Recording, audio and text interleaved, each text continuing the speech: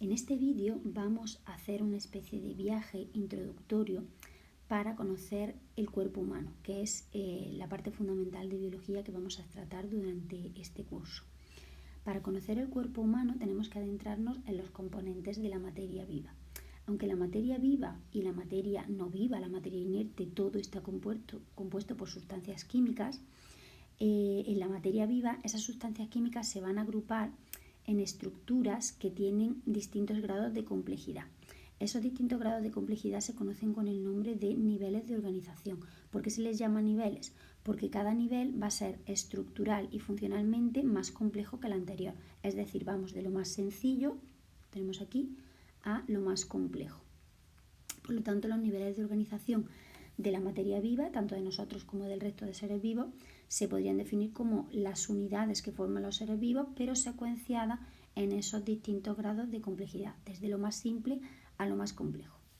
Ordenados de lo que es de menor a mayor complejidad, lo tenemos aquí, de menor a mayor complejidad, en el ser humano se pueden encontrar los siguientes niveles de organización, en el ser humano y en el resto de seres vivos también.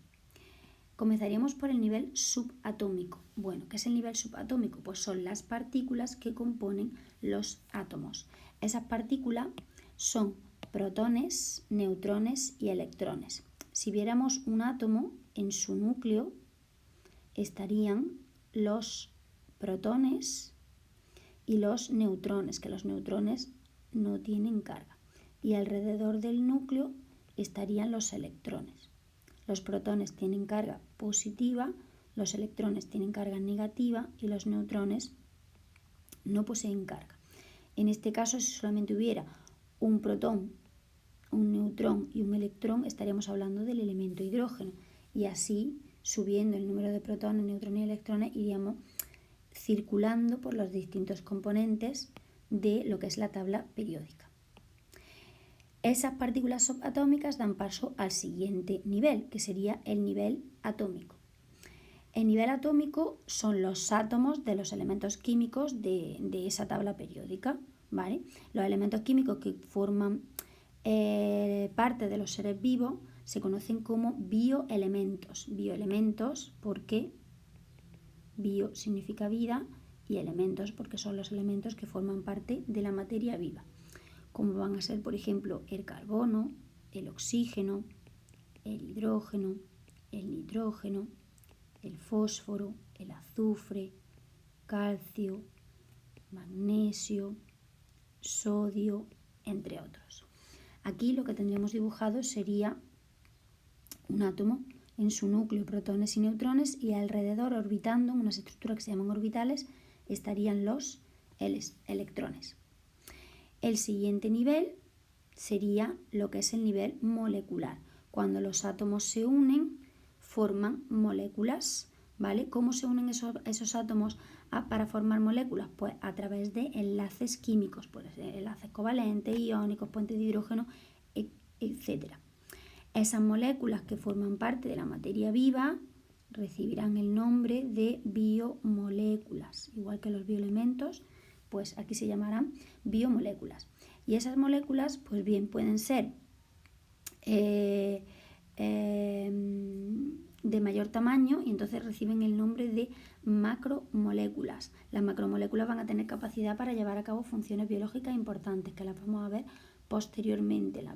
Las biomoléculas, macromoléculas serían las proteínas, los hidratos de carbono, los lípidos y los ácidos nucleicos. Una molécula que formaría parte de la materia viva, pues por ejemplo sería el agua, que estaría formada por dos átomos de hidrógeno unidos a un átomo de oxígeno. Y así, pues muchas.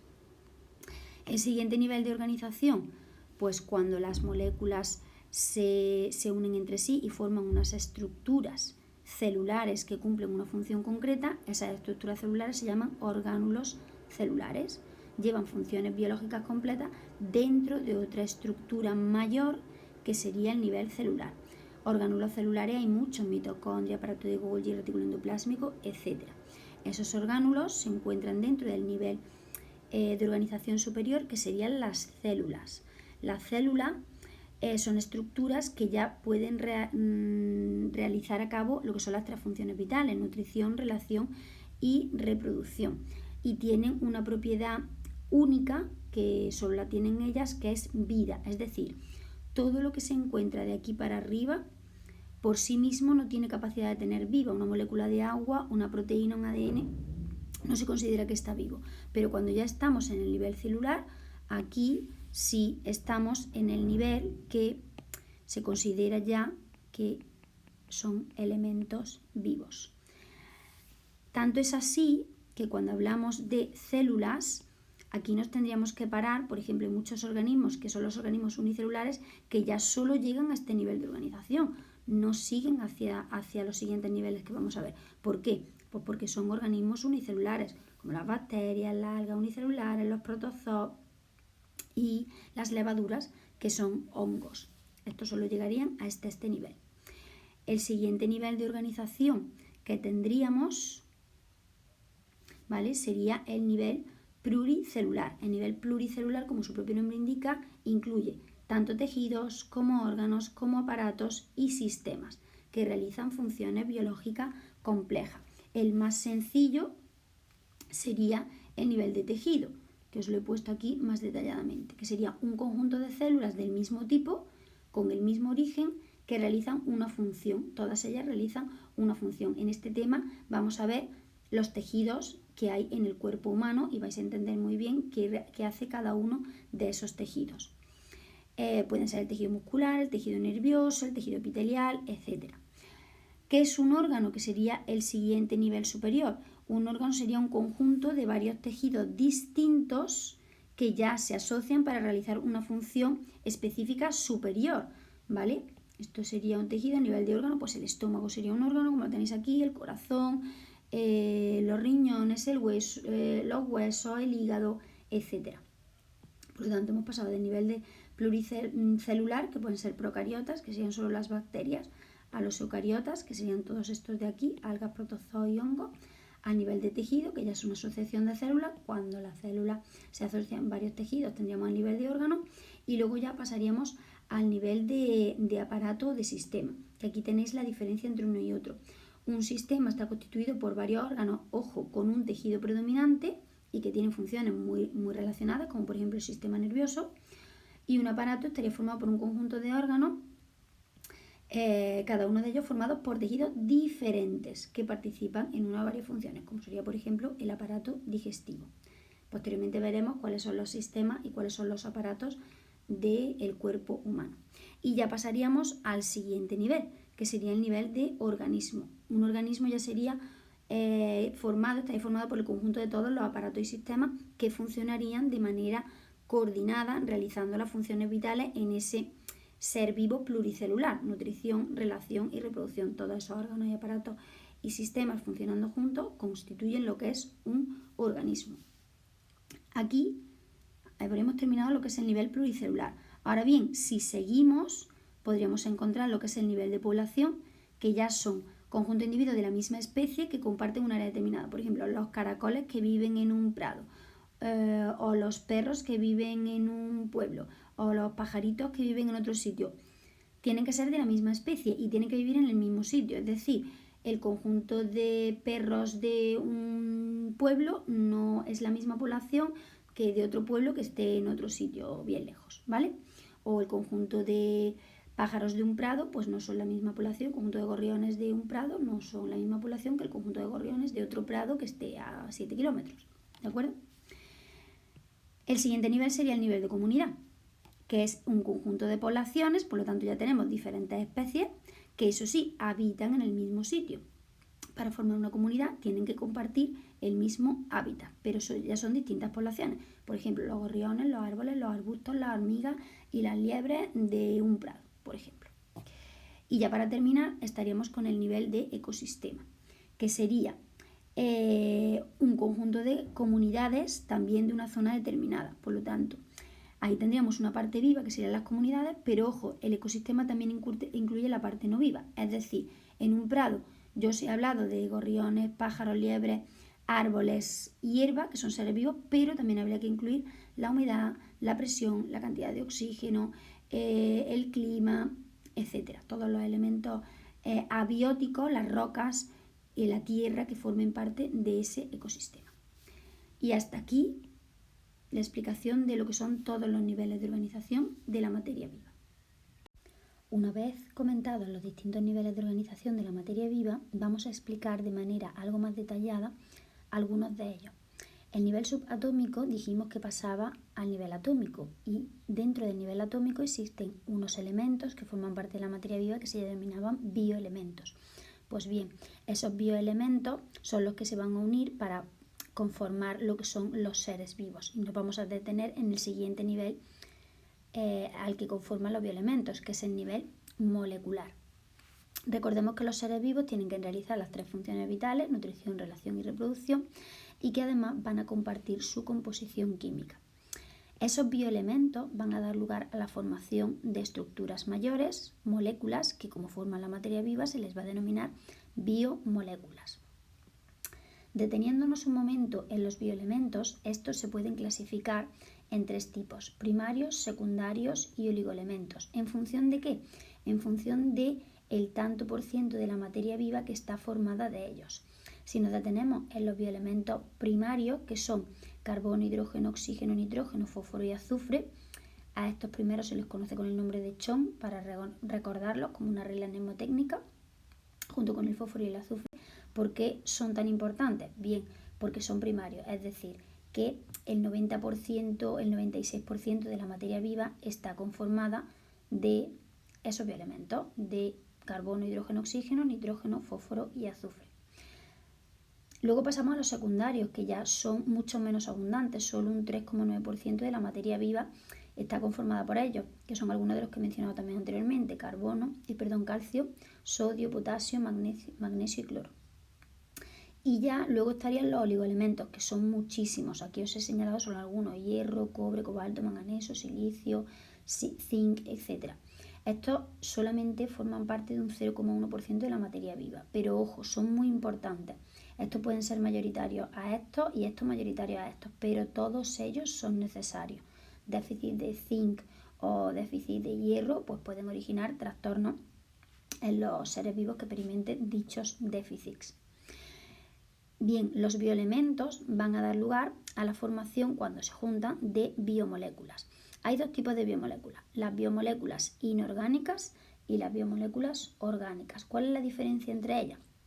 Las inorgánicas se encuentran tanto en los seres vivos como en la materia inerte y son más sencillas y más pequeñas. Y las biomoléculas orgánicas son exclusivas de los seres vivos y son más complejas y están formadas por cadenas de carbono, es decir, un carbono, otro carbono, otro carbono, se unen en cadena y forman la biomolécula orgánica.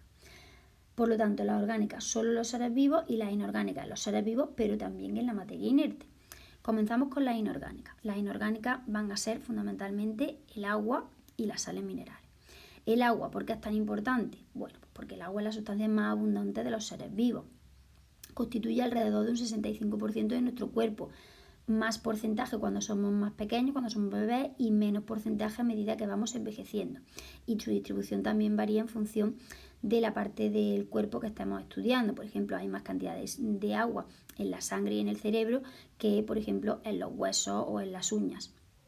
Y también es el principal componente de nuestras células, nuestros líquidos internos, etc. Sin agua, pues nuestra vida no sería posible. Por eso, cuando se busca vida en otros planetas, lo primero que se busca es agua, porque es el componente fundamental de la vida. Y luego tendríamos lo que son las sales minerales. Las sales minerales son sustancias que son esenciales para el funcionamiento de los seres vivos y pueden aparecer de dos maneras: o bien están disueltas en dicho agua, que es en forma de iones, como por ejemplo el ion sodio o el ion potasio, o bien pueden estar precipitadas ya en forma de cristales, como por ejemplo pueden ser los fosfatos o el carbonato cálcico. Eso es lo que se refiere a las biomoléculas inorgánicas. Y luego pasaríamos a las biomoléculas orgánicas, que ya hemos dicho que estas ya solo se encuentran en los seres vivos, que son glúcidos, lípidos, proteínas y ácidos nucleicos. Es decir, que yo en una roca no me puedo encontrar un ácido nucleico o en un elemento que no esté vivo, yo no me puedo encontrar un lípido, ¿vale? En lo que se refiere a los glúcidos, bien, los glúcidos son cadenas de carbono que pueden estar cicladas en forma de hexágono, constituyendo lo que es una partícula fundamental de los glúcidos, que sería un monosacárido, como por ejemplo la glucosa, o bien cuando se unen dos monosacáridos, pues se formaría un disacárido de dos monosacáridos como la sacarosa o la maltosa, o bien cuando se unen ya muchísimos, forman ya macromoléculas de mayor tamaño, como por ejemplo lo que es el glucógeno o la celulosa. El glucógeno sirve para almacenar glucosa y la celulosa sabéis que es componente fundamental de las plantas. Continuamos con los lípidos. Los lípidos pueden ser muy variados. Los lípidos más simples son las grasas, que están compuestas de dos partículas, lo que es el glicerol, que sería esta estructura de aquí, y los ácidos grasos. Pero luego pueden ser también grasas más complejas, como un fosfolípido o un colesterol. Luego continuamos con las proteínas. Las proteínas ya son macromoléculas que están formadas por la unión de unas estructuras más sencillas, que se llaman aminoácidos, de los cuales hay 20, 9 esenciales y 11 no esenciales. ¿Qué significa eso? Pues que los 11 que no son esenciales los podemos fabricar nosotros a partir de lo que comamos, pero los 9 esenciales no los podemos fabricar, los tenemos que ingerir. Con esos 20 aminoácidos se forman cadenas muy largas que luego se pliegan y adquieren una estructura determinada para realizar una función y son fundamentales en nuestro organismo, como por ejemplo el colágeno, los anticuerpos, la hemoglobina. Además están muy relacionados con los ácidos nucleicos. Los ácidos nucleicos es la manera en la que se contiene información en los seres vivos y esa información luego se codifica a proteínas. Puede encontrarse en forma de ácido desoxirribonucleico o ADN, o bien en forma de ácido ribonucleico o ARN, ambos dos compuestos de unas estructuras más sencillas que reciben el nombre de nucleótidos. Los glúcidos y los lípidos van a tener fundamentalmente una función de acumulación de sustancias de reserva. Las proteínas ejercen multitud de funciones porque son las que son codificadas desde el ADN, que es el que contiene toda la información de lo que se tiene y lo que no se tiene que hacer dentro del organismo, por lo tanto son las ejecutoras de multitud de respuestas. Y las sales minerales, os he puesto aquí algunos sitios donde se localizan, por ejemplo el sodio y el potasio tienen una función fundamental en lo que es el latido cardíaco, en una estructura que recibe el nombre de bomba sodio-potasio, que es la que hace que el corazón pueda latir. Y los fosfatos y el carbonato cálcico, uno de los sitios donde se encuentran, por ejemplo, pues son en los dientes y en los huesos. Una vez explicado lo que es el nivel molecular, el siguiente nivel que tendríamos sería el nivel de orgánulos. Los orgánulos, los tenéis todos aquí dentro, conforman una estructura superior que sería el nivel celular. En el nivel de orgánulo y en el nivel celular no me voy a detener demasiado porque ya existe un vídeo en el que hablo específicamente de lo que es la célula. Simplemente realizar un breve apunte. La célula es la unidad fundamental de la materia viva. ¿Por qué? Porque es la unidad morfológica la que forma la materia viva, fisiológica la que hace que funcione la materia viva a través de las tres funciones vitales: nutrición, relación y reproducción. Es la unidad genética porque transporta el material hereditario del individuo, y toda célula proviene por división de otra célula anterior. Esa división anterior se realiza a través de la función de reproducción, que puede deberse a una mitosis o a una meiosis, que ya explico detenidamente en otro vídeo. Asimismo, también recordar que los seres vivos pueden ser unicelulares si están formados por una célula, o pluricelulares si están formados ya por un conjunto de células. Centrándonos un poco más en lo que es el concepto de vida, me gustaría que quedara claro que aunque los seres vivos tienen que estar formados por células, por lo que también se les denomina organismos celulares, tanto si son células procariotas en el caso de las bacterias, como si son células eucariotas en el resto de los 4 reinos, los prototistas, fungi, plantas y animales. Existen otros entes, por no denominarlos seres vivos, de hecho se les llama organismos no celulares, a los que no se considera seres vivos precisamente porque no están formados por células y porque no tienen vida autónoma. Ellos por sí mismos no pueden realizar las 3 funciones vitales de nutrición, relación y reproducción, sino que necesitan infectar a otras células que ya serían seres vivos, para poder sobrevivir.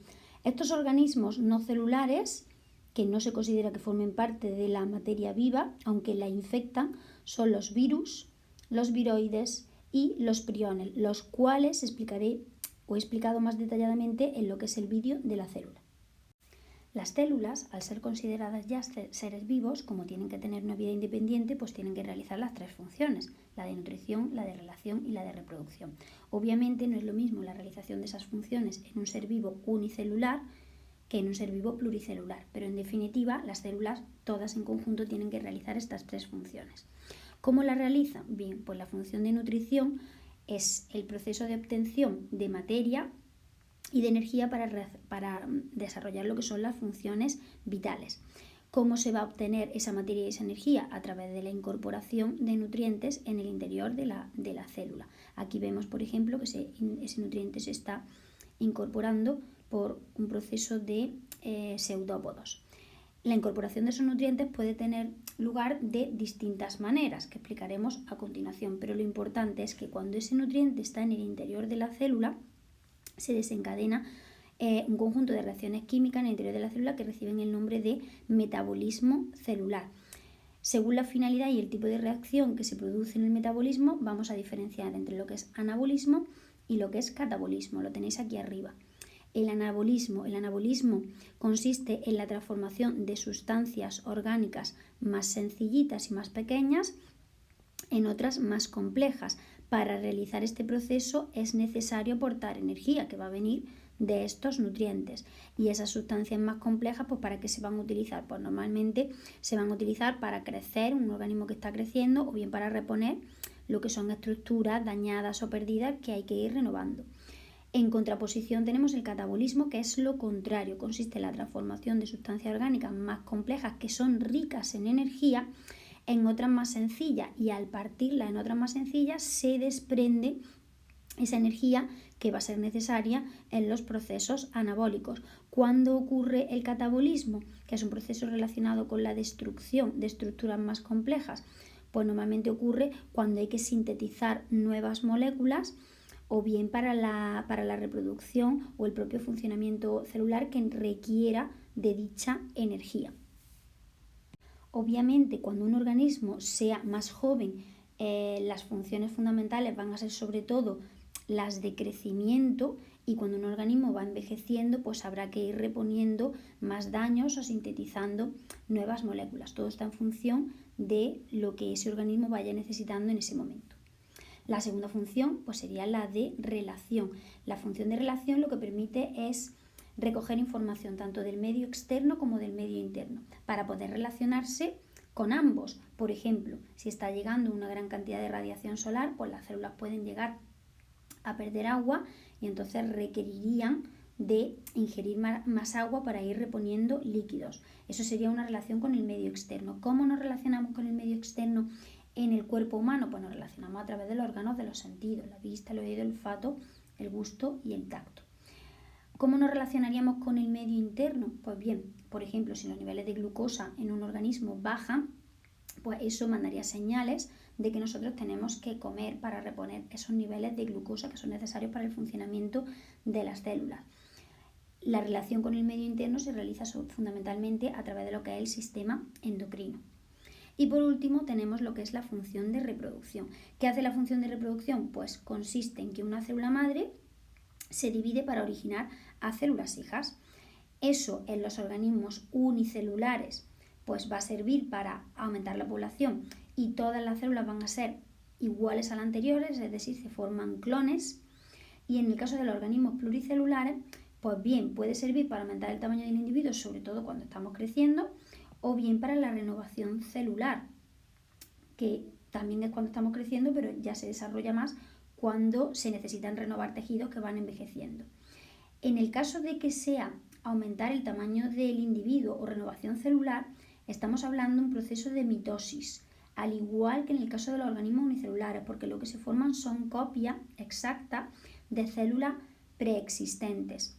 Ahora bien, en el caso de los organismos pluricelulares, cuando quieren ejercer la función de reproducción para generar descendientes, estamos hablando de un proceso de meiosis, porque ahí se van a formar células diferentes, que son el óvulo y el espermatozoide, que al juntarse originarán una célula huevo para originar un nuevo individuo. Pero en este caso estamos hablando de meiosis. Por lo tanto, en el cuerpo humano, la mitosis se lleva a cabo en todas las células del individuo, menos en el óvulo y en el espermatozoide, que se desarrolla lo que es el proceso de meiosis.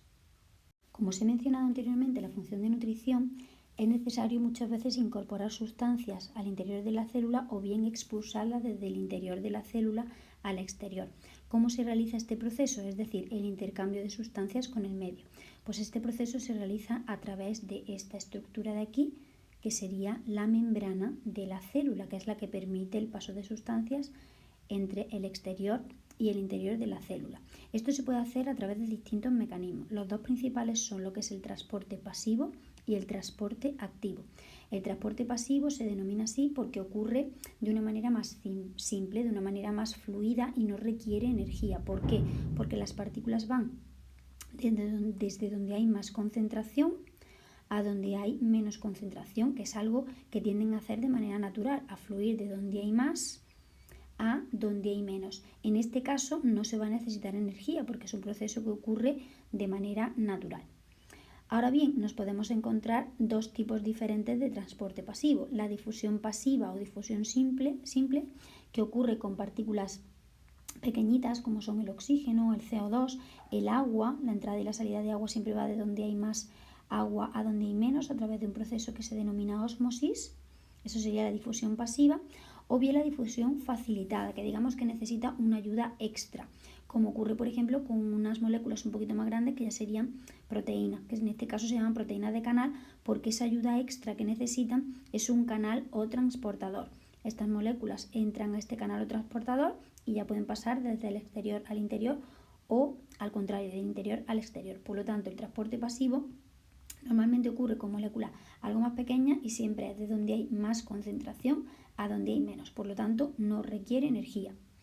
El otro transporte va a ser el contrario, el transporte activo. Si en el pasivo iban de donde hay más a donde hay menos, en el activo van a ir de donde hay menos a donde hay más. Y como esto no ocurre de manera natural, pues requieren energía. ¿Cuál es la fuente de energía la moneda energética de la célula? Pues el adenosintrifosfato, el ATP. ¿Cuándo vamos a necesitar esto? Pues bien, porque en la célula hay moléculas muy importantes como son la glucosa o los aminoácidos que aunque haya menos dentro que fuera, si son necesarios hay que meterlos dentro de la célula o al contrario. Entonces eso se hace a través de este transporte activo. Por lo tanto, son moléculas normalmente de mayor tamaño y van siempre de donde hay menos a donde hay más y sobre todo requieren esta fuente de energía que es el adenosintrifosfato. No solamente se realiza cuando haya moléculas importantes que hay que incorporar a la célula, sino que también se realiza cuando tenemos en el interior de la célula algunas moléculas que son poco abundantes, pero por ejemplo son tóxicas y la célula las quiere expulsar, pues utiliza este mecanismo de transporte activo. Y ya para terminar tenemos otro tipo de transporte que es la endocitosis y la exocitosis. Son iguales, lo que pasa es que la endocitosis es de fuera hacia adentro y la exocitosis es de dentro hacia afuera. ¿Cuándo ocurre este proceso? Pues cuando en ocasiones hay moléculas de gran tamaño que no pueden atravesar la membrana con los mecanismos anteriores. Entonces, cuando esto no ocurre, pues, es decir, cuando no pueden atravesar la membrana porque son moléculas de gran tamaño, pues lo que hace la membrana es que forma una especie de pliegues para englobar las partículas en vesículas y las rodea e introduce esas partículas en forma de vesículas en el interior. La endo sería entrar partículas y la exo sería expulsar partículas hacia afuera. Un ejemplo de endocitosis sería, por ejemplo, la incorporación de colesterol en las células de mamíferos, que al ser una molécula de gran tamaño, pues no puede atravesar la membrana y por lo tanto lo hace por endocitosis. Una vez explicado lo que es el nivel molecular y el nivel celular, pasaríamos al siguiente nivel, que es el nivel pluricelular. Es decir, dejaríamos ya atrás lo que son los organismos unicelulares, que serían las bacterias del reino Monera, las algas unicelulares y los protozoos del reino protoctista, las levaduras del reino de los hongos, y pasaríamos a los seres pluricelulares, que fundamentalmente pues, van a ser el resto de los componentes del reino de los hongos, el reino de las plantas y el reino de los animales. Si tenemos en cuenta que, por ejemplo, en el ser humano tenemos más de 200 tipos distintos de células y que tenemos billones de células, si nos vamos a la parte más sencilla de lo que es la asociación pluricelular, que eran tejidos, órganos, aparatos, sistemas, organismo, población, comunidad, ecosistema, la parte más sencilla son los tejidos. Pues esos tejidos van a estar formados por esas células de tipos diferentes. ¿Por qué? Pues porque un tejido es un conjunto de células que tienen misma forma y misma función. Y os preguntaréis, bueno, si todos provenimos de la misma célula, ¿por qué tenemos tantas células diferentes? Es decir, si nosotros provenimos de un cigoto, que es la unión de un óvulo y un espermatozoide, ¿cómo aparecen luego células tan diferentes que al asociarse para realizar esa función originan lo que son los denominados tejidos? Pues bien, esto ocurre por un proceso que recibe el nombre de diferenciación celular. La diferenciación celular consiste en que durante el desarrollo embrionario, pues de una célula huevo o cigoto, las células, a medida que se van multiplicando, se van diferenciando, es decir, se van especializando en realizar una función en concreta. En principio, todas las células, al tener el mismo ADN, todas pueden hacer cualquier cosa, son células madre, pero aunque luego sigan conteniendo esa información para hacer cualquier cosa, se especializan solo en una parte de ese ADN, en una parte de esa información. Y en esa parte en la que se están especializando es la que va a hacer que al final acaben convirtiéndose pues, en un linfocito, en un óvulo, en un adipocito, etc. Por poneros un ejemplo, sería como que la célula huevo cigoto contiene todos los libros de una biblioteca. Y a medida que se va diferenciando, pues todas las células en las que se diferencian siguen conteniendo esos libros, pero solo son capaces de leer un libro determinado, que es el que van a especializarse para desarrollar su función. Ese proceso de diferenciación celular consiste en una serie de variaciones en las células que van a hacer que cambien de forma, que desarrollen una función en concreta y también va a afectar a la cantidad de orgánulos que tienen en su interior. Por ejemplo, en lo que se refiere a la forma, pues la forma de la célula va a guardar relación con su función específica. Por ejemplo, en el caso del óvulo, aunque la mayoría de las células son redonditas, el caso del óvulo es redondito porque acumula sustancias de reserva. Sin embargo, un espermatozoide apenas tiene sustancias de reserva y lo que tiene es como una especie de látigo que se llama flagelo para poder desplazarse, para el movimiento.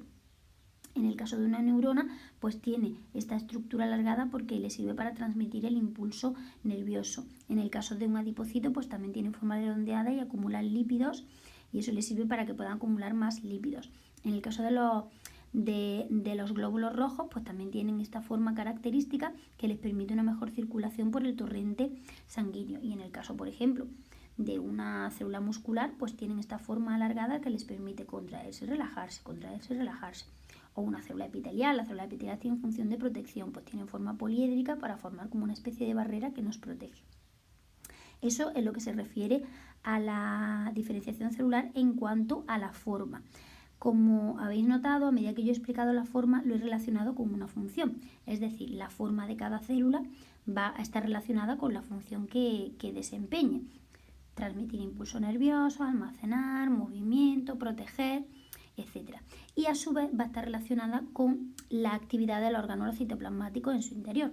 Aunque todas las células tengan sus mitocondrias, su retículo endoplasmático, aparato de Golgi, etc., van a predominar unos más abundantemente en unas células que en otras. Por ejemplo, en el caso de las células musculares van a tener una gran cantidad de mitocondrias porque necesitan mucha energía para desarrollar su función y las mitocondrias proveen de esa energía.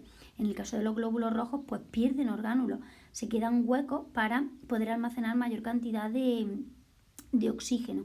En el caso por ejemplo, de las células, los adipocitos, para almacenar sustancias, por lo que van a tener una gran cantidad de aparato de Golgi.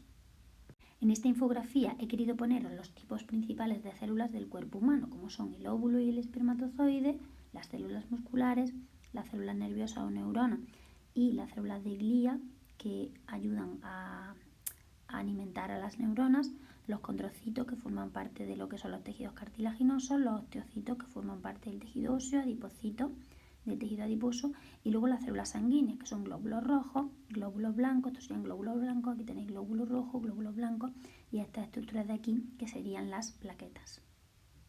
Como durante el presente curso lo que nos vamos a dedicar es a estudiar los niveles de organización de órganos, aparatos y sistemas del cuerpo humano, en este tema nos vamos a centrar un poquito más para explicar más detalladamente lo que son los tejidos.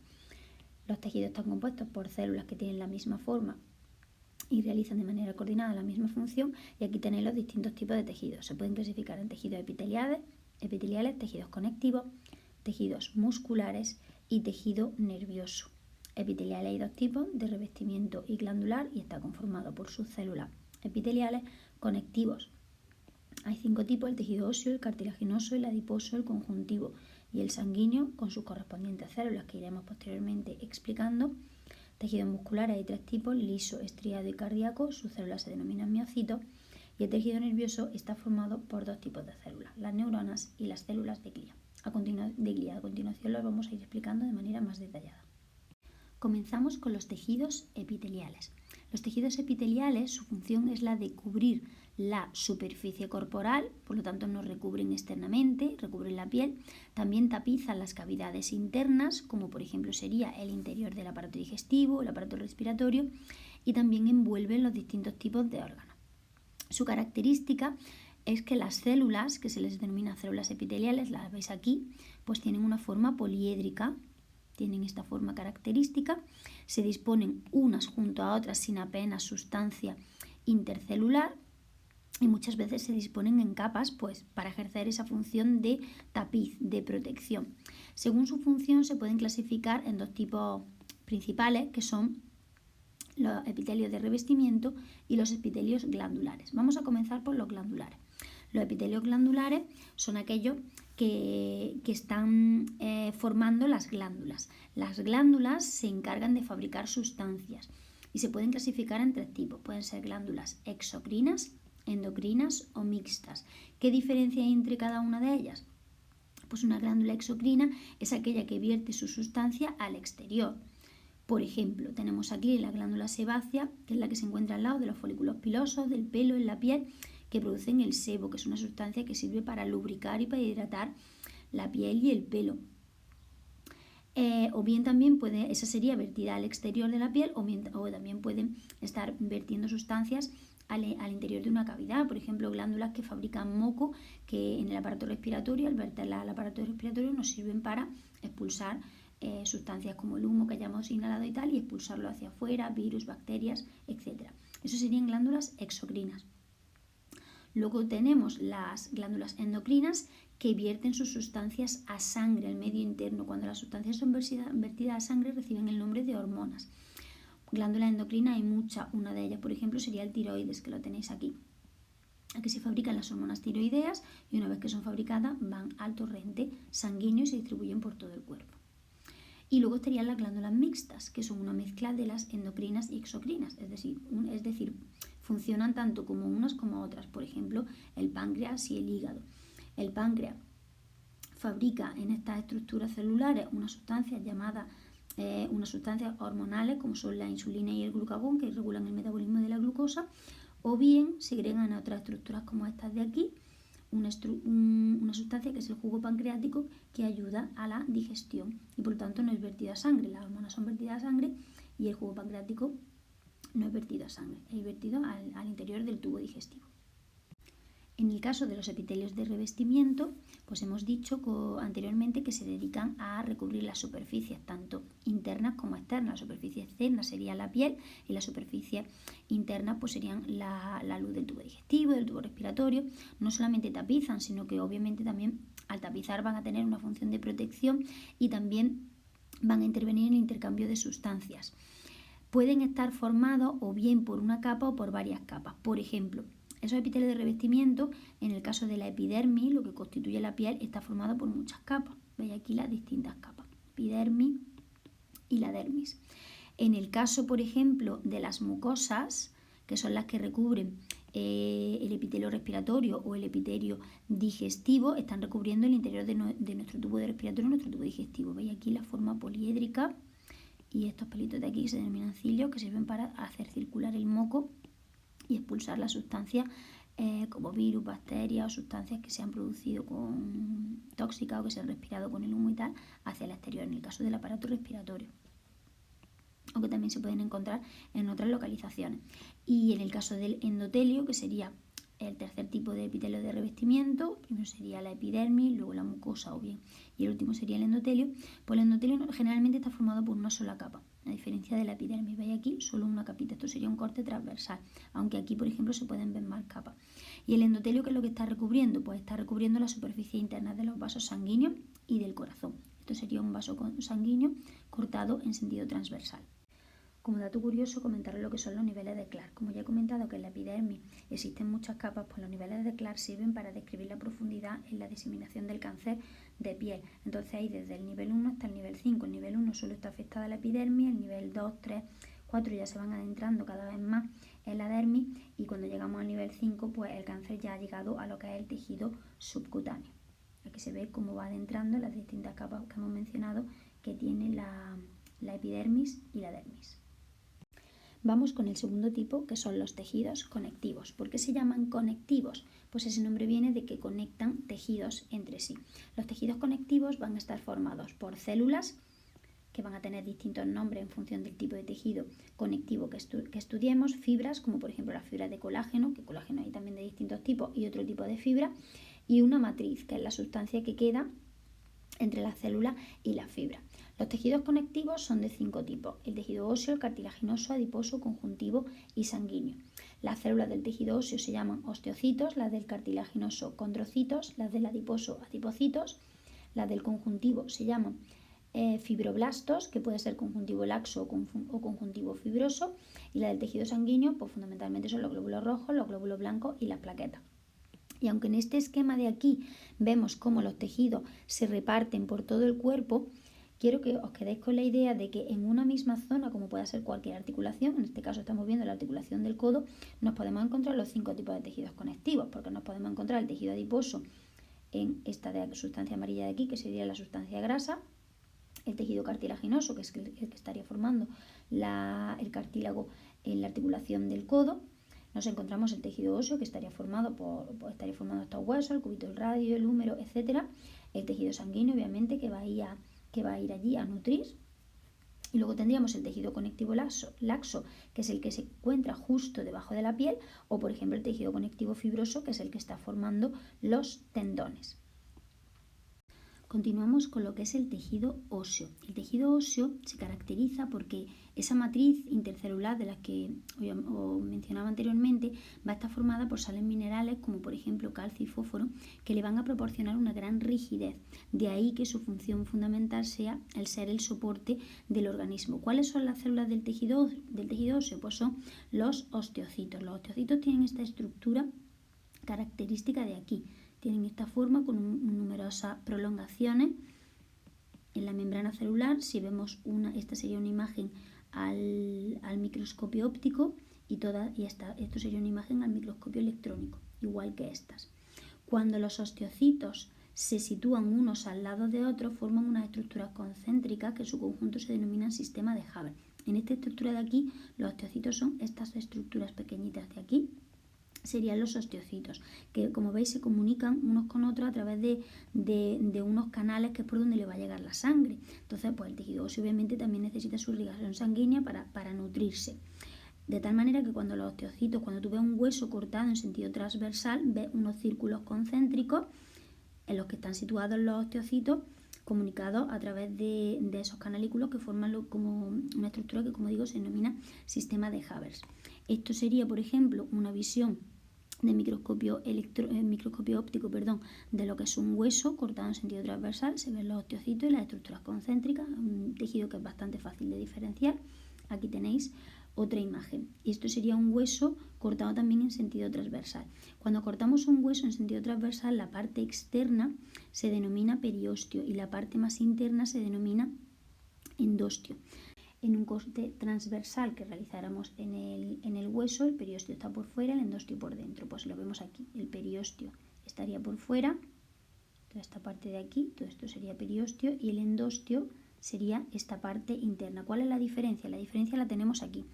El periostio se corresponde con lo que es el tejido óseo compacto, que es la parte externa, más sólida, más dura, que recubre los huesos, y el endostio se corresponde con lo que es el tejido óseo esponjoso, que ya no es la parte externa, sino que es la parte interna, es similar a una esponja, lo vemos aquí que parece una esponja y está dentro del tejido óseo compacto. La diferencia fundamental entre ellos es, como vemos que aquí en el tejido óseo compacto o periósteo se ven los osteocitos, está formado por osteocitos, sin embargo en el tejido óseo esponjoso ya no hay osteocitos. La función del tejido óseo compacto es proteger y la función del tejido óseo esponjoso formar esta estructura a modo de esponja donde se va a albergar un órgano fundamental que es la médula ósea. Esto sería el tejido óseo esponjoso y esto de aquí sería la médula ósea. Relacionado con el tejido óseo tenemos una enfermedad muy conocida que es la osteoporosis. Aquí tendríamos un hueso normal y aquí tendríamos lo que es un corte de un hueso con osteoporosis. ¿Qué es la osteoporosis? Pues una disminución de la densidad de la masa ósea. Los huesos se vuelven más porosos, veis aquí un hueso normal, aquí como se vuelve, aumenta el número y el tamaño de las cavidades que existen en su interior, es decir, el tejido óseo esponjoso se vuelve cada vez más frágil, más débil, por lo tanto van a resistir peor los golpes y se van a romper pues con mayor facilidad. Continuamos con lo que es el tejido adiposo, que es muy fácil de diferenciar. El tejido adiposo, sus células se van a denominar adipocitos, los tenéis aquí, y acumulan una gran cantidad de reservas de grasa. Esas reservas de grasa van a servir para una reserva de energía y también va a servir para proteger los distintos tipos de órganos. Aquí tenéis un dibujo de lo que serían los adipocitos, aquí otro, y aquí por ejemplo tenéis una visión en microscopio electrónico de cómo se encontrarían los adipocitos. Estas dos visiones de aquí serían a lo que es el microscopio óptico. Continuamos con el tejido cartilaginoso. El tejido cartilaginoso va a tener una matriz que es sólida y flexible, es decir, no va a ser tan sólido como el hueso, sino que va a tener rigidez, pero va a ser flexible y elástico al mismo tiempo. Eso hace que sea el tejido perfecto para encontrarse, por ejemplo, entre las articulaciones de los huesos, para dotarlas de esa movilidad. También, por ejemplo, para reforzar la laringe, la tráquea, está también entre los discos intervertebrales, con lo cual los dota de movilidad también, o en estructuras como por ejemplo el pabellón auditivo o la nariz.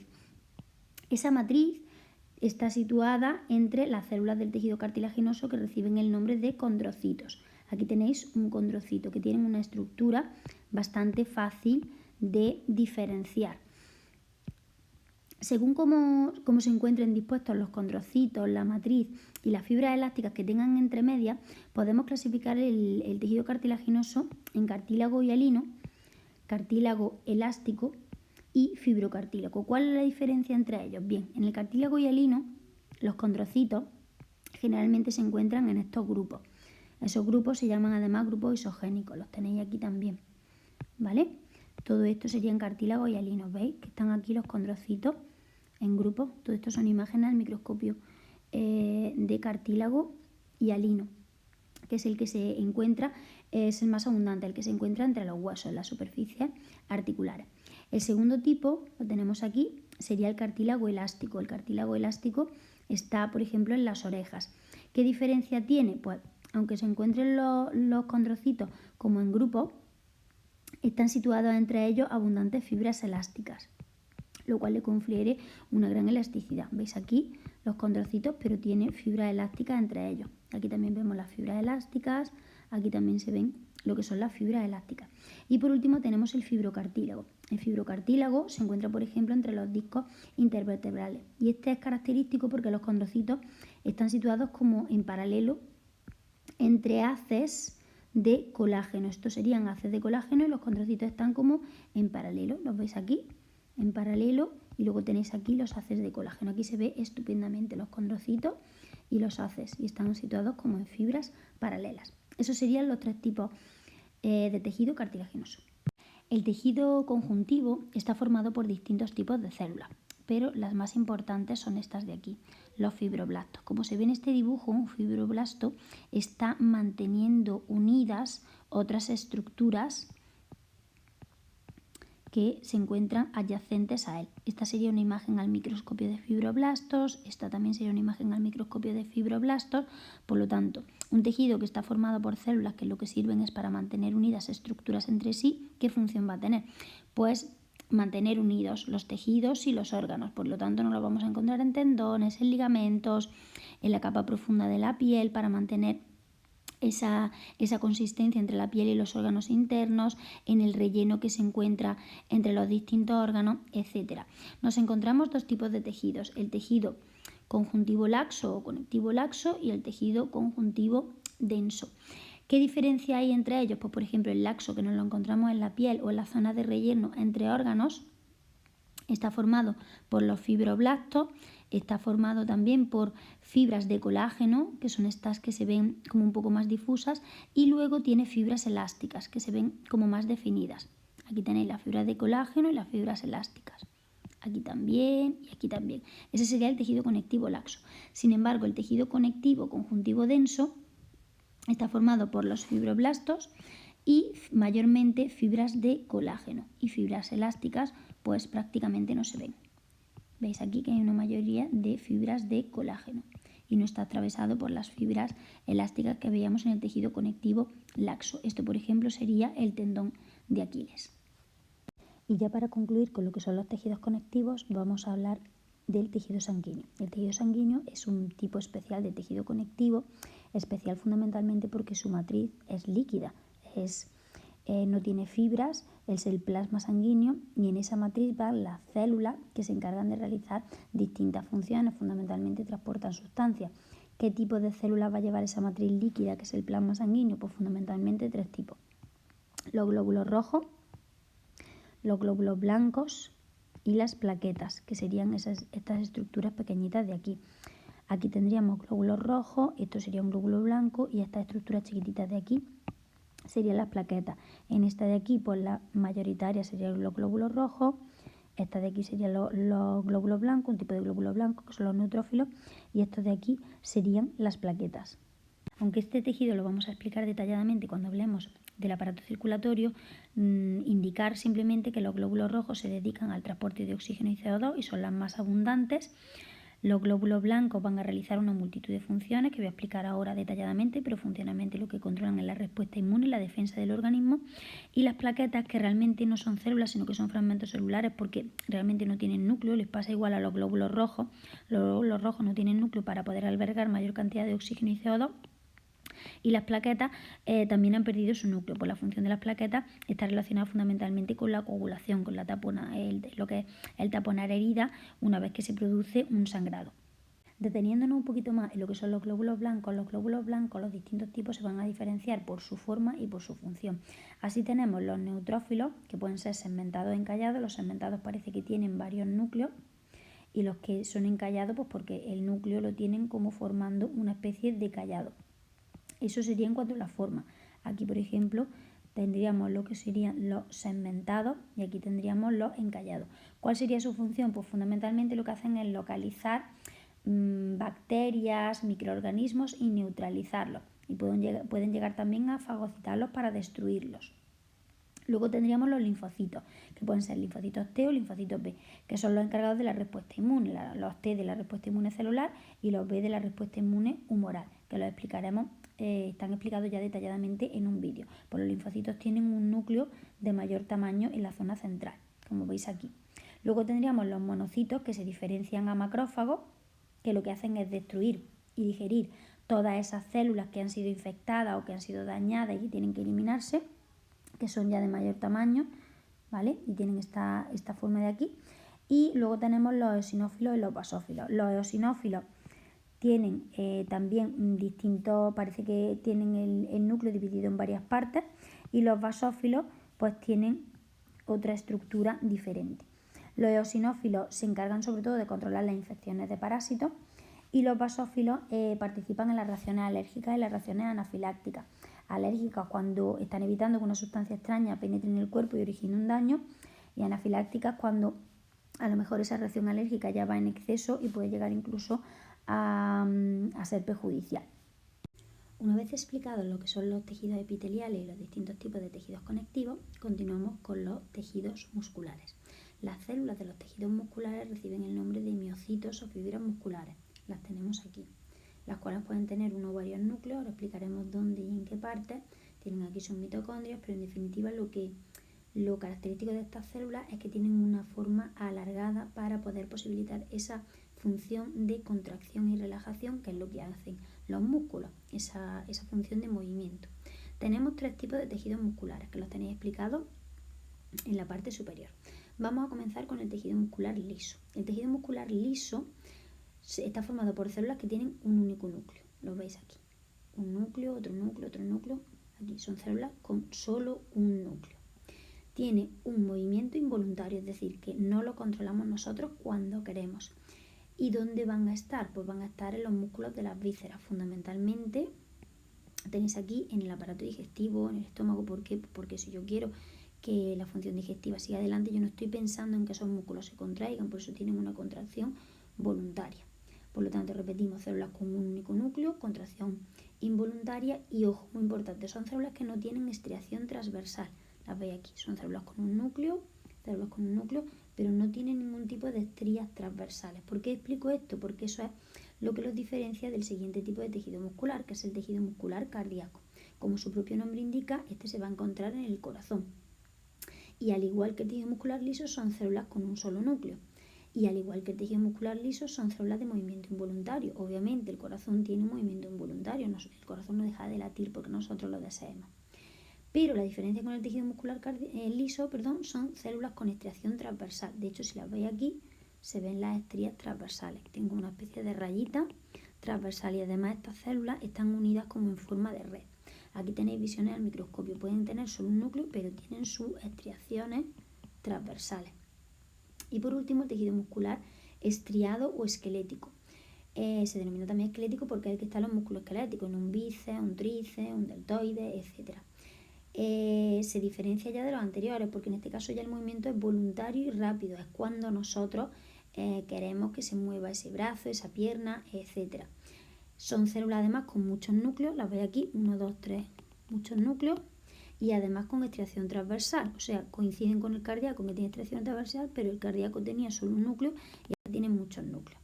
En estas fotografías de aquí abajo, al microscopio óptico, vemos las estriaciones transversales del músculo esquelético y que tienen muchos núcleos y estriaciones transversales. Por eso se diferencia del cardíaco, porque en el cardíaco tenemos estriaciones transversales, pero poquitos núcleos. Y ya para concluir con los tejidos del cuerpo humano, terminaríamos con el tejido nervioso. Que el tejido nervioso es el que recibe y transmite información por el cuerpo humano y está formado por 2 tipos de células, las neuronas y las células de glía. Las neuronas son estas células que tienen esta característica forma estrellada y luego una estructura más larga que se denomina axón. Estas terminaciones más chiquititas reciben el nombre de dendrita, aquí estaría el cuerpo neuronal, y la prolongación más larga recibe el nombre de axón, que son las que transmiten los impulsos nerviosos. Y luego tendríamos las células de glía, que son aquellas que alimentan y protegen a las neuronas. No transmiten impulsos nerviosos, por lo tanto son células en las que no van a existir axones.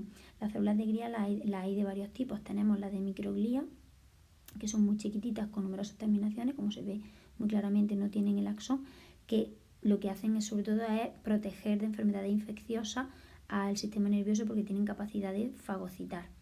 Luego tendríamos los astrocitos, que también tienen forma estrellada, pero son de mayor tamaño. Entonces, esto de aquí sería un astrocito, ¿vale? Esto sería una microglía, esto sería un astrocito, esto de aquí también sería un astrocito, que forman como una especie de armazón y amortiguan lo que es el entorno extracelular. Son como los protectores, como el esqueleto del sistema nervioso, porque dan soporte mecánico a las neuronas.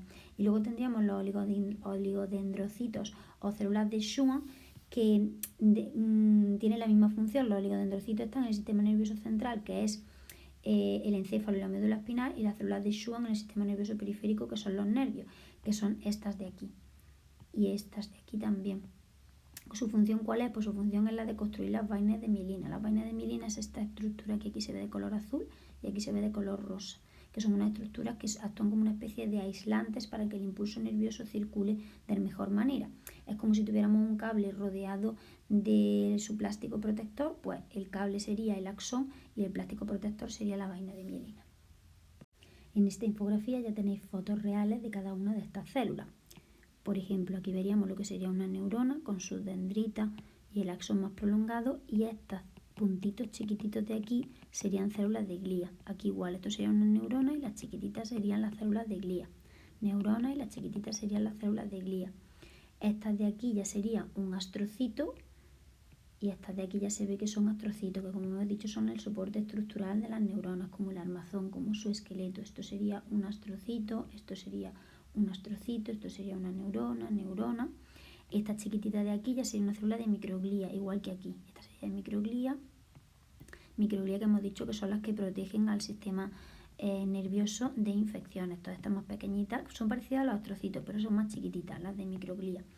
Y luego en esta foto, por ejemplo, se ven las neuronas y estas de aquí, que tienen como una especie de forma circular, son los oligodendrocitos. Estas de aquí con forma un poquito más circular serían los oligodendrocitos. Dependiendo de si estamos en el sistema nervioso central, estaríamos hablando de oligodendrocitos o de células de Schwann en el sistema nervioso periférico.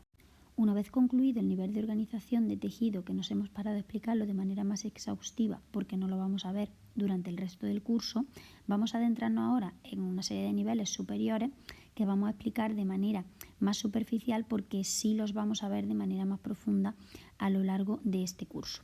El siguiente nivel sería el nivel de órganos.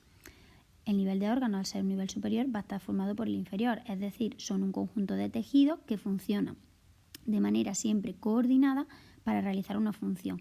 Órganos tenemos mucho: corazón, vejiga, riñones, páncreas, estómago, pulmones, cerebro, hígado, intestino, la piel, etc. Cuando los órganos se unen, pues forman los aparatos o sistemas, que sería el siguiente nivel de organización. ¿Qué diferencia hay entre un aparato y un sistema? Bien, los aparatos están formados por órganos de estructura parecida, de estructura diferente, que pueden realizar una o muchas funciones, y los sistemas están formados por órganos de estructura parecida que también pueden realizar multitud de funciones. Estos órganos y estos sistemas se relacionan entre sí también para dar lugar a las tres funciones vitales, que son la función de nutrición, la función de relación y la función de reproducción, todas relacionadas entre sí porque la función de relación no se podría hacer sin una función de nutrición, la de reproducción también necesita la función de nutrición. Asimismo, la función de nutrición está relacionada con la de relación, y la función de reproducción, por ejemplo, se necesita para no solo para generar descendientes, sino también para regenerar células que están implicadas tanto en la función de nutrición como la de relación. Los órganos implicados en la función de nutrición serían aparato digestivo, respiratorio, circulatorio y excretor. Los que están implicados en la función de reproducción serían el aparato reproductor masculino y femenino, así como la capacidad de las células somáticas de regenerar células nuevas que tienen que ser regeneradas o simplemente para crecer en edades más tempranas. Y la función de relación pues estaría conformada por los órganos de los sentidos, el sistema nervioso, el sistema endocrino y el aparato locomotor. El aparato locomotor se clasifica a su vez en sistemas, que estos ya tienen estructuras más parecidas. Ese sería el sistema muscular y el sistema esquelético. Vamos a verlo ahora por partes. Como ya hemos dicho, los aparatos implicados en la función de nutrición van a ser 4. El aparato digestivo, el aparato respiratorio, el aparato circulatorio y el aparato excretor. ¿Qué función van a realizar cada uno de ellos? Bien, pues el aparato digestivo, que está formado por lo que es todo el tubo digestivo, que sería esta estructura de aquí, y las glándulas anejas, que serían las glándulas salivales, el hígado y el páncreas. ¿Qué función tiene? Pues la función que tiene es la de obtener los nutrientes a través de la ingestión de los alimentos, y esos nutrientes ir transformándolos en moléculas que luego puedan ser absorbidas, sobre todo a través del intestino delgado, para que puedan pasar a sangre. Lo que eliminamos a través de las heces, lo que es la materia fecal, son sustancias que no han sido digeridas, que nunca han pasado a sangre. No hay que confundir estas sustancias con las que elimina el aparato excretor, que las que elimina el aparato excretor sí provienen del metabolismo celular y son llevadas a través de la sangre. Esa sería la función del aparato digestivo. Bien, una vez que tenemos los nutrientes absorbidos a través del intestino delgado, esos nutrientes tienen que ser llevados a todas y cada una de las células. ¿Qué aparato los lleva? Pues el aparato que los lleva es el aparato circulatorio, pero no solamente lleva los nutrientes, también lleva oxígeno, que es necesario para quemar esos nutrientes. ¿Y quién nos aporta el oxígeno? Nos lo aporta el aparato respiratorio. El aparato respiratorio va a estar formado por lo que son las vías respiratorias y los pulmones. Su función consiste en realizar el intercambio de gases con sangre el aire que inspira aporta oxígeno y se distribuye por toda y cada una de las células a través del aparato circulatorio. El metabolismo de las células produce dióxido de carbono y ese dióxido de carbono otra vez a través del aparato circulatorio vuelve al aparato respiratorio y es expulsado al exterior a través del aire expirado. Como ya hemos mencionado, la función del aparato circulatorio está estrictamente vinculada a las de los demás, puesto que su función va a ser la de llevar el oxígeno y los nutrientes a cada una de las células. Las células realizan su metabolismo celular y se recoge el agua, el CO2 y otros desechos también a través del aparato circulatorio. Para ello, el aparato circulatorio va a estar formado por el corazón, los vasos sanguíneos y el líquido que lo recorre, que es la sangre. Y tiene esta función de llevar sustancias y recoger sustancias nocivas para ser eliminadas. Una vez que estas sustancias tienen que ser eliminadas, el CO2 se elimina a través del aparato respiratorio y el resto de sustancias se eliminan a través del aparato excretor. El aparato excretor está formado por los riñones, las vías urinarias, los uréteres, la vejiga, la uretra y otros órganos también como la glándula sudorípara. ¿En qué consiste su función? Pues ya la hemos mencionado, consiste en eliminar las sustancias de desecho y aguas que provienen del aparato circulatorio y a su vez provienen del metabolismo celular al exterior a través de la producción de orina. Los órganos implicados en la función de relación son aquellos que van a coordinar y a comunicar y relacionar nuestro cuerpo con el medio ambiente que nos rodea y también con nuestro propio medio interno. Van a ser fundamentalmente el sistema nervioso. El sistema nervioso que va a estar conectado con los receptores, que son los órganos de los sentidos, y con unos órganos efectores que van a ser fundamentalmente las glándulas y el aparato locomotor.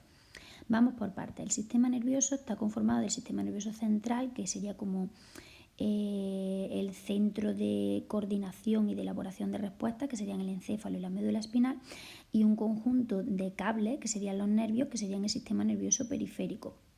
Trabajando juntos, lo que consiguen es elaborar respuestas y conducir los impulsos nerviosos, tanto de entrada como recibiendo información, como de salida, elaborando órdenes para dar respuesta a esa información que ha entrado. ¿Cómo entra esa información? Pues esa información procedente del medio externo fundamentalmente entra a través de los receptores sensitivos, que están localizados en los órganos de los sentidos, en la piel, que tiene un montón de corpúsculos diferentes, el sentido del olfato, que estaría en la nariz, en el oído, que tenemos tanto la audición como en el equilibrio, el sentido de la vista y el sentido del gusto fundamentalmente. También recibimos información del medio interno, cambios que ocurren en nuestro propio medio interno, por ejemplo, subida y bajada fundamentalmente de hormonas que estarían reguladas a través del sistema endocrino, que también tienen que ser coordinadas a través del sistema nervioso para que no haya desajustes. Una vez que toda esa información va a llegar a lo que es el sistema nervioso, pues el sistema nervioso tiene que elaborar una respuesta. Es decir, ha llegado información a través de los receptores. Imaginaros, por ejemplo, que lo que ocurre aquí, se acerca un tigre y es peligroso, tengo que huir. Llega la información, la proceso y el cerebro me dice tengo que salir corriendo. Pues los efectores serían los músculos que le ayudan, en este caso a Parkinson, para poder huir. Bueno, pues el sistema nervioso es el que fabrica esas respuestas y esas respuestas van a ser transmitidas a través de los nervios del sistema nervioso periférico. Los órganos efectores van a ser fundamentalmente el sistema endocrino, ¿vale? Y el aparato locomotor. El sistema endocrino son un conjunto de glándulas que fabrican unas sustancias químicas que se les denomina hormonas que circulan por sangre. Y estas van a actuar de manera específica en unas células dianas para controlar básicamente todo el funcionamiento del cuerpo. Y el otro órgano efector sería el aparato locomotor. El aparato locomotor va a estar formado por los huesos, las articulaciones y los músculos. Y en conjunto lo que hace es la capacidad de movimiento y la capacidad de locomoción. Las articulaciones es donde se unen dos o más huesos, los huesos son duros y rígidos, los músculos son blandos y elásticos. De manera específica ya lo que son los huesos y los músculos se les denomina sistema esquelético en el caso de los huesos o sistema muscular en el caso de los músculos. El sistema esquelético, pues el sistema esquelético sería como la parte pasiva del aparato locomotor, es decir, que son huesos de diferentes tipos y formas que están constituidos por una matriz ósea con mucha mineralización, que es lo que le da esa dureza y esa rigidez. además de intervenir en la locomoción, pues va a proteger, por ejemplo, las costillas están protegiendo los pulmones, el corazón, etc. Y luego tendríamos el sistema muscular, que es la parte más activa del aparato locomotor, que está formado por los músculos esqueléticos, que como hemos visto, están formados por tejido muscular estriado, que sería el bíceps, el tríceps, el deltoides, los glúteos, los intercostales, etc. ¿Su función cuál es? Pues realizar la locomoción, la mímica, el mantenimiento de la postura, íntimamente relacionado con la función del aparato locomotor. La función de relación tiene una gran importancia porque no solo es lo que acabo de explicar, sino que asimismo la función de relación y fundamentalmente lo que es el sistema nervioso y el sistema endocrino coordinan también las funciones de nutrición y de relación. Digamos que los órganos gestores de la coordinación de las tres funciones vitales son el sistema nervioso y el sistema endocrino. No solamente captan estímulos a los que responden enviando unos impulsos y una respuesta, sino que también captan muchas reacciones que ocurren fundamentalmente dentro del organismo y son respondidos a través de unas moléculas que actúan como mensajeros que fabrica el sistema endocrino. Especificando un poco más en qué consiste eso de relacionarnos con nuestro medio interno, y aunque tradicionalmente se habla de que tenemos 5 órganos de los sentidos, cada vez se conoce que tenemos más sentidos, no solamente la vista, el oído, el olfato, el gusto y el tacto. Entre ellos podríamos destacar el sentido del equilibrio. El sentido del equilibrio se encuentra ubicado, como he mencionado anteriormente, en lo que es el aparato vestibular del órgano del oído y el que nos permite mantener una situación de equilibrio en el cuerpo. El que está relacionado también con, por ejemplo, poder montar en bici de manera coordinada, etc. Luego tendríamos el sentido de la propiocepción. El de la propiocepción es el sentido que nos permite conocer dónde está cada una de las partes de nuestro propio cuerpo. Se encuentra ubicado en el cerebro, la corteza del cerebro, y es el que los neurólogos intentan detectar cuando, por ejemplo, nos dicen cierra los ojos e intenta tocarte la punta de la nariz. Si está todo bien, deberíamos de saber tocarnos la punta de la nariz, aún no viendo dónde tenemos nuestra mano. Luego tendríamos el sentido de la termocepción, que está localizado en unos corpúsculos particulares de la piel. Por eso la piel os la he puesto aquí de una manera un poco más detallada, porque tiene distintos corpúsculos que son capaces de detectar determinadas sensaciones. Hay unos de ellos que detectan la temperatura. Si salimos a correr y la temperatura de nuestra piel empieza a subir, esos receptores mandan la información al sistema nervioso central. El sistema nervioso central le dice a una serie de glándulas, oye, en este caso serían las glándulas sudoríparas, que no son glándulas endocrinas, si no son glándulas exocrinas, empezar a segregar sudor para refrescar la piel. Y por último tendríamos el sentido de la nocicepción, que es el que está relacionado con nuestra capacidad de sentir el dolor. Este sentido está localizado tanto en la piel como en nuestros huesos y articulaciones, como en nuestros propios órganos internos.